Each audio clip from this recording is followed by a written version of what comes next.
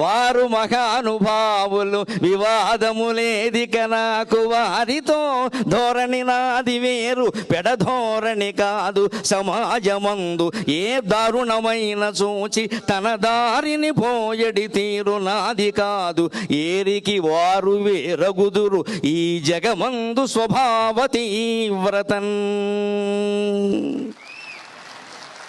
విశ్వామిత్రుడు వశిష్ఠుడు ఇద్దరు మహర్షులే, ఇద్దరు బ్రహ్మర్షులే. కానీ వారిది వశిష్ఠ గోత్రం, నాది విశ్వామిత్ర గోత్రం, కొంచెం తేడా ఉంటుంది. మా గోత్రమే కౌశికస గోత్రం. పైగా వారు ప్రవచన చక్రవర్తి, నా బిరుదం ప్రవచన కిరీటి. నేను బాణాలు వేస్తాను. కిరీటి అంటే బాణాలు వేస్తాడు. అంచేత నాకు ప్రవచన కిరీటి అని బిరుదం, వారికి ప్రవచన చక్రవర్తి అని బిరుదం. నిస్సందేహంగా చక్రవర్తి వారే ధర్మరాజు, నేనే అర్జునుడిని.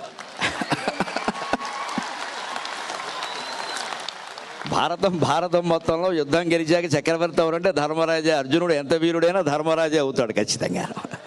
ఆ ధర్మరాజును ఆ రకంగా గౌరవించడమే అర్జునుడికి ఆనందం. ఆ గౌరవం ధర్మరాజుకి జరగడమే అర్జునుడికి ఆనందం. అందుకని వారు ప్రవచన చక్రవర్తి, నేను ఎప్పుడూ ప్రవచన కిరీటిని. ఈ రకంగానే తెలుగునాట 2 రాష్ట్రాల్లోనూ ప్రవచనం ఒక ప్రభంజనమై చైతన్యాన్ని నింపాలి అనేది నా ఆశ పూర్తిగాను.